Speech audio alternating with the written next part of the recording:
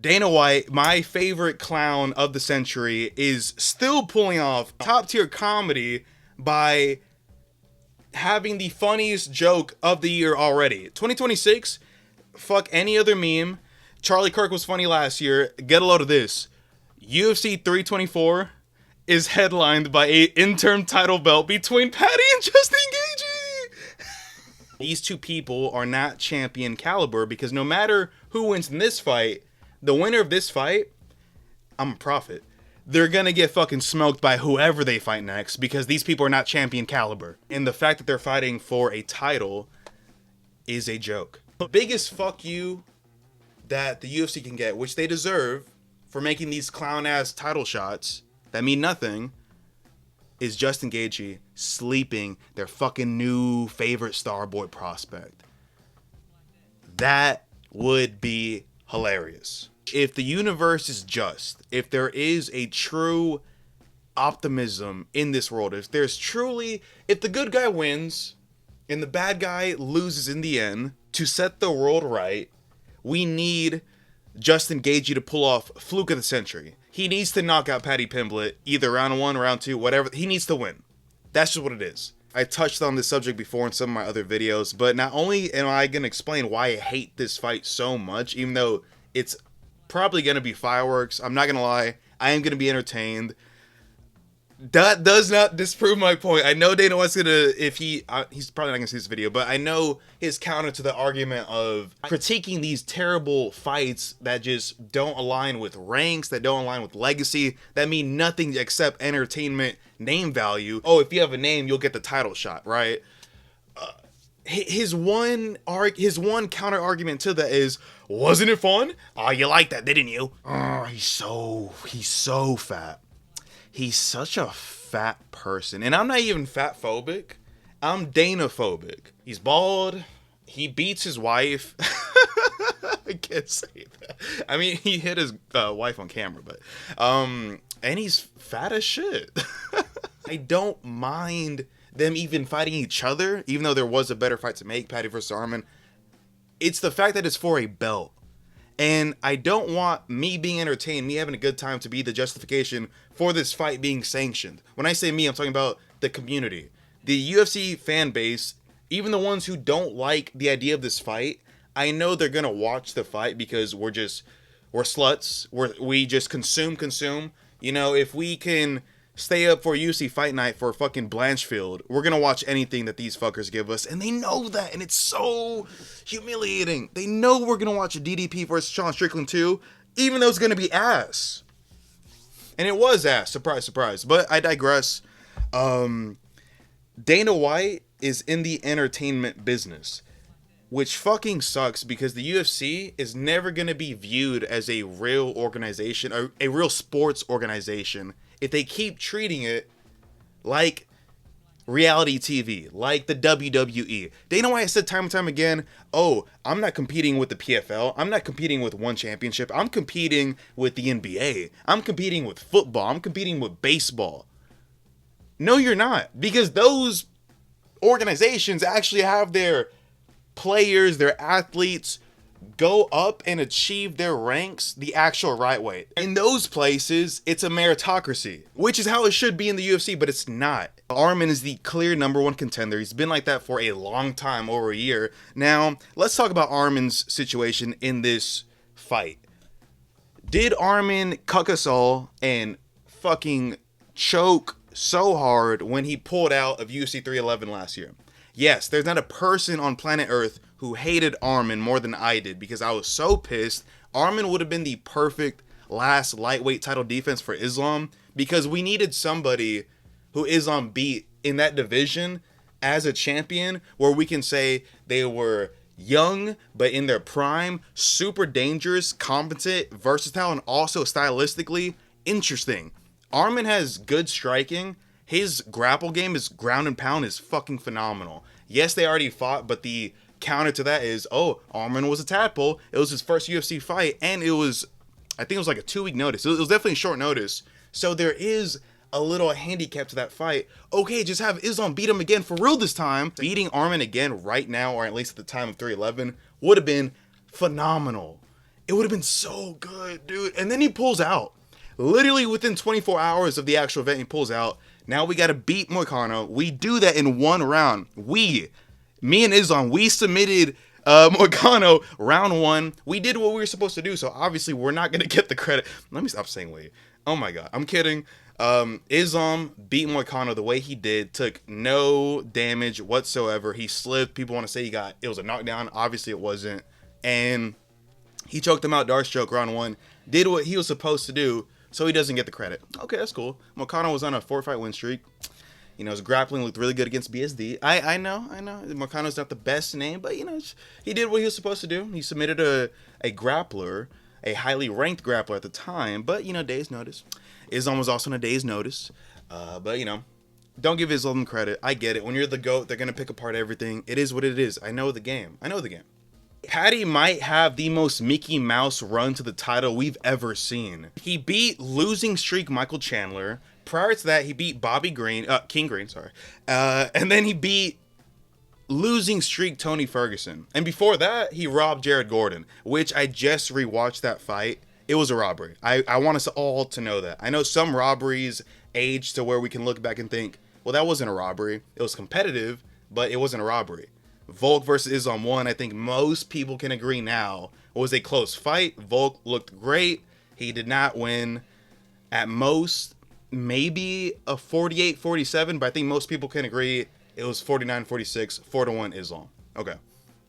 Competitive nonetheless. Volk did not get dominated. Okay. Chill.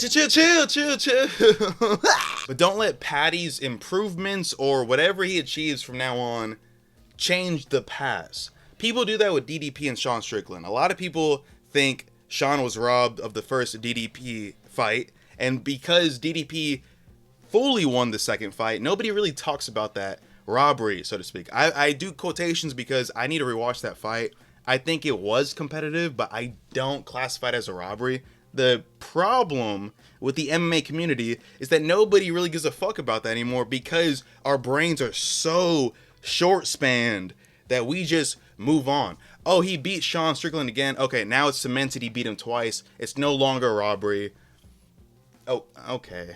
But don't let whatever Paddy's improvements are shown in this fight or the next fight or whatever he achieves in the future, don't let that change the fact the judges robbed Gordon. Simple as. Gordon fucked Paddy round one viciously. I will give Paddy this. His head movement is fucking atrocious. Obviously, he has no boxing defense, but he has a chin. He was getting hit by things that would like kill a dog. Like they were some powerful hits. He was getting rocked in the chin. His stupid chin was just in the air, just hit me, and he was getting hit bad, and he was tanking it, bro. Which is, I will give him that. Incredible chin. It's gonna get cracked around one by Ilya, but nonetheless, incredible chin. He could take a punch. Round two, it was extremely competitive back and forth. A lot of people give Paddy round two. Paddy looked good and dominant in the last final seconds of the fight after the eye poke. There's still an argument that Gordon won that round, but I will say, if you give Paddy round two, I don't mind that. That was easily his best round. Round three, he got Batista'd. Gordon Mario Batista'd Paddy the entire time, held him, controlled him literally the whole round, and knee kicked him, did little pussy jabs. Very boring, very unfortunate way for that fight to end because the first 2 rounds were very fun. There's no way Paddy won that fight. I don't care how many strikes he did while he was being controlled. If you think Jared Gordon didn't do enough striking, I don't see the argument why you could think Paddy did. Paddy's was also not high in volume nor damaging, but he was being controlled. Like, that's a horrible robbery. That's a horrible robbery. So when you have a robbery and then you get spoon-fed literal washed old heads who are already fucking losing, nobody believes in you. Nobody thinks, and oh, well, that makes me the underdog, lad. Like, no, we mean that you don't deserve it. You don't deserve to be ranked number 5. You don't deserve fighting for an interim belt. You don't deserve to be in a title shot. The perfect fight they could have made. There's so many aspects. Let's break them all down. Armin fucks up UFC 311 bad. I think he deserves to be punished, and he was. He was sidelined. He was no longer promised a title shot. He's still the number 1 contender, and we're not we're not the WWE. So we got to do something with Armin to I guess, quote unquote, punish him, but also get him back in the fight. If you want the punishment to just be a penalization, like, hey, we're going to tax the fuck out of you or some shit, sure, do that. But let's say you want to punish him via the sport, via his next fight. The Dan Hooker fight should have never been made. We missed out on an amazing fucking fun-ass Max Holloway versus Dan Hooker. I'm glad we're getting Holloway versus Charles Oliveira, but now we might never get Hooker versus Holloway, which would have been such a fun striking match. But I digress. It shouldn't have been Armin versus Hooker. It should have been, which would have been it just cancels everything out. It's the perfect 2 birds, 1 stone fight. Armin versus Paddy for the interim, if you want. Paddy moves up to rank number 5 doing nothing. He was rank number 7, then he moved up because I think people left the division. So wow, what a way to go, right? If you want to punish Armin while also fast tracking Paddy to the belt, have Paddy fight Armin. This proves everything perfectly. 1, you punish Armin by making him fight an up and rising contender. Okay, you don't deserve the title because you fucked everything up. Fight again. Prove it to us again. And this time, don't pull out. I understand that. I could see that punishment being valid. Fight something that matters. Dan Hooker, I'm sorry, as fun as he is, he's never going to be in a title shot argument. Like, there was no reason, as fun as it was, as cool as it was to see that, oh shit, Armin's still dangerous. We knew it was going to happen. We knew it was a waste of time. And granted, I know a lot of this has to do with fighters being pussies and not fighting. Dude, the lightweight division, I think, who was it? I think it was Flying Squirrel MMA that called the lightweight division the diva division of the UFC. They're all divas. All the top ranked contenders don't want to fight each other because they're all pussies and they're like, I just want to fight Ilya. The thing about it is, you want to prove to not just the casuals. The casuals obviously love Paddy. They see his stupid ass haircut. They hear his accent. They see him with his songs and the fucking TikTok edits. They like Paddy, right? I like Paddy's personality prior to this whole matchmaking fiasco. I could like Paddy if he just earned his way the right way. He should have fought Armin because it's the first and truly only fighter he would have fought prior to fighting for a belt that is a dangerous fighter, a young fighter, a fighter that is actually competent in not just striking but grappling. Therefore, it makes it a stylistic matchup. If Paddy beat Armin, who would say Paddy doesn't deserve a title shot? At that point, yes. Okay, you beat the number 1 contender. You beat someone as dangerous as Armin. Armin is the best lightweight in the world right now besides Ilya, and he may be better than Ilya. What better argument do you have for Paddy earning the title shot than beating the number 1 contender? Especially, more than likely, if Paddy were to win, he would have to beat him at what Armin is good at, the grappling. Either win a decision, a 48-47, or somehow submit ground and pound Armin. I say this with a smile because obviously most of us know that would happen in the opposite way. Armin would fuck and kill Paddy any way he wanted, and that's why the UFC didn't make that. It's not just about punishing Armin and, oh, Armin fucked us all over. You already punished him. He fought Dan Hooker. He is still the number 1 contender and he's not fighting for a belt. Crazy. If Armin beat Paddy, he gets past his punishment and it's right back into, I'm still the number 1 contender. Fuck Justin Gaethje. He is cool. He's had some fun fights. He took one for the team for UFC 300, but he gambled. He took one for the team and got knocked the fuck out in one of the greatest knockouts of all time. Shout out the GOAT, Max Holloway. I'm sorry, beating Rafael Fiziev, who you've already beat on short notice, and that does not get you a title shot, bro. But apparently it does in the year 2026. Apparently beating the guy you already beat in a 29-28 decision, mind you. Apparently beating him again. What was he ranked? Number fucking 8 or some shit at the time? And you get the interim belt. You're on a 1-fight win streak and you get the interim belt. Justin Gaethje's at a weird spot because he's the biggest diva. He's talking about, oh, if you don't give me a title shot, I'm gonna retire. That's like the last thing you want a fighter to fucking hear. As a fan and as a promoter, like, okay, that's just fucking bizarre. You sound kinda like a pussy, but I understand a little bit because Justin Gaethje is old. He's 38. He's been fighting top level competition since he got in the UFC. He's been through wars. I get that.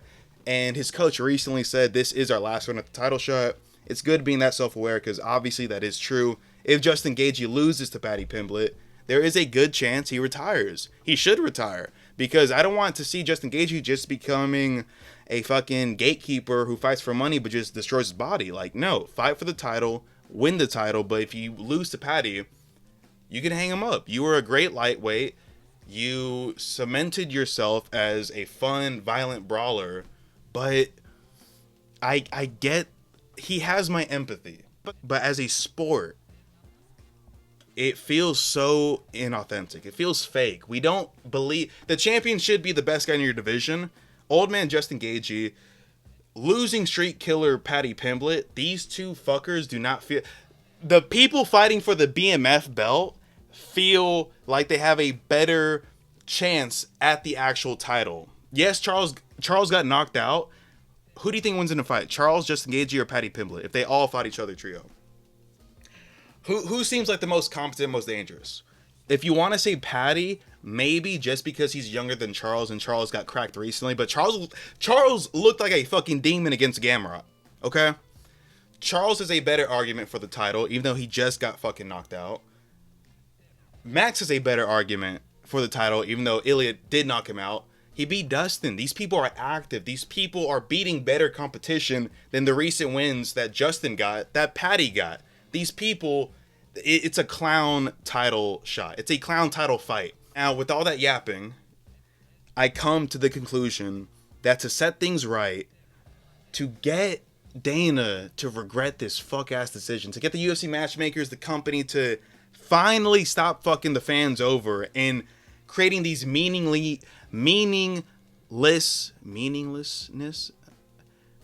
these valueless title shots that serve no purpose for legacy, for rankings, that are just fast-tracking your favorite little celebrity, your favorite little TikTok god. Funniest thing in the world that could happen, Justin Gaethje kills Paddy Pimblett round 1. Do I think that's going to happen? Do I think Justin Gaethje is going to set the world right by knocking out their favorite star boy? Honestly, no. Justin Gaethje has that Michael Chandler power, where you hear rumors, you hear so much talk about, man, that one punch, though, you gotta watch out. He's so dangerous, you gotta watch out. He's got that fucking one-hitter quitter. The last person Justin knocked out was Dustin 3 years ago. 3 years ago. And he's now 38 years old. I'm not saying it's impossible. I'm saying it's unlikely. Justin Gaethje does not knock out a lot of people. He did before when he was younger. In the past few years, no, he has not. He has that thudding power where he's swinging like a barbarian. It definitely hurts. It looks like it hurts, but hurting you is not the same thing as knocking you out. Ilya, you don't even feel his punches because of how fucking deadly they are. You just go to sleep. Huh? What happened? Why is everyone cheering? What's going on? Did I win? No, Charles, you got put to sleep. You died, and thankfully, you've come back to life. The only thing that makes this fight somewhat interesting is the fact that Paddy is horrible in his boxing defense. Justin Gaethje is going to spark him the fuck up for sure.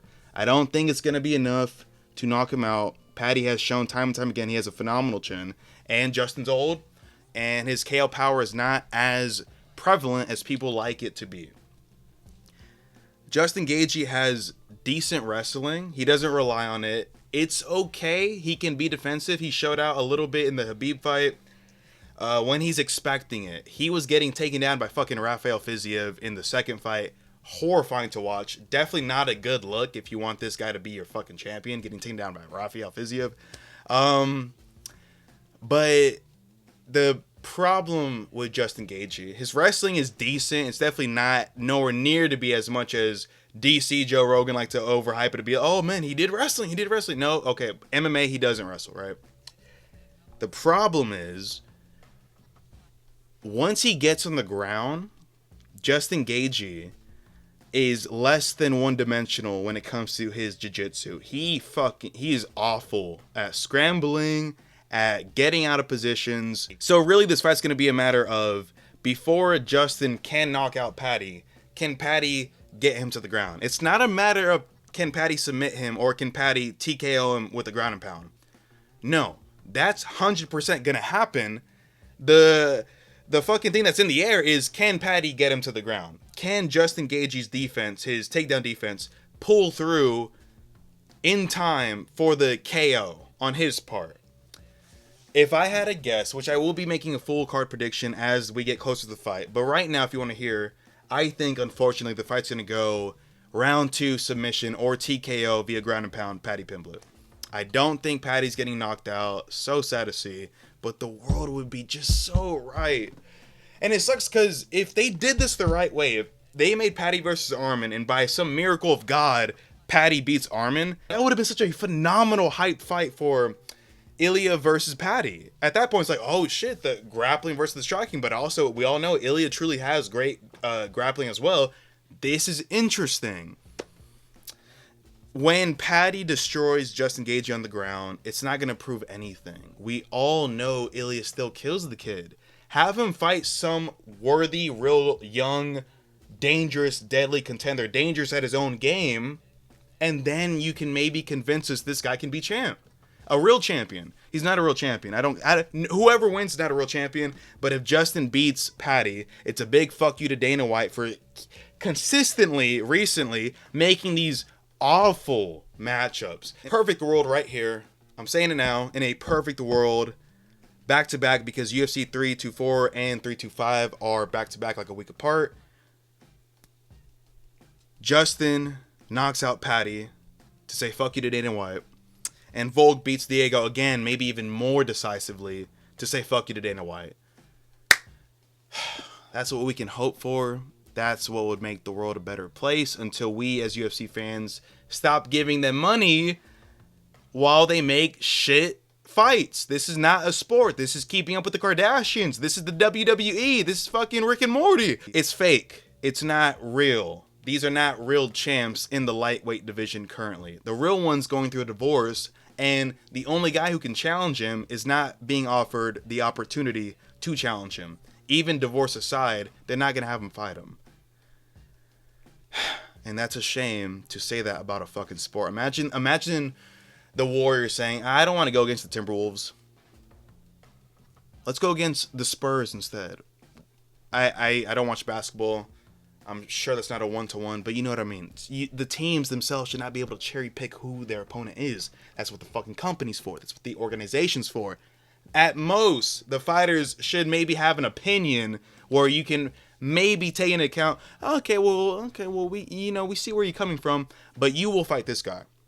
Yeah, Usman, I get it. You were on a 15-fight win streak. Yes, you had many great title fights at welterweight. You beat an amazing up-and-coming contender in Buckley. You dominated him when no one believed in you. When everybody counted you out. Good job, Buckley. You lost 3 fights in a row prior to that. And prior to beating Buckley, a great contender, your last win was damn near COVID era. Sorry, Usman. You're a great company, man. You're going to need to fight Shavkat. You're going to need to fight a Morales, Brady. You're going to need to fight an Ian Gary. Ian Gary, actually no, because Ian Gary has been doing what he's supposed to be doing and winning fights against top-level competition. So we're going to go ahead and give Ian Gary the title shot, which should happen. I don't like Ian Gary. He deserves the title shot. Give him the chance to get strangled and Darce choked by Islam Demonchev. Best case scenario, again, Justin has to set the world. Justin has to do the impossible and KO somebody. No, okay. All right, but Justin, let's all be real with ourselves. He's got power, but it's not putting people to sleep. Can he put this guy to sleep? I hope so. Like and subscribe. More content on the way. Let's get this Swans train rolling. I will see you at the next one.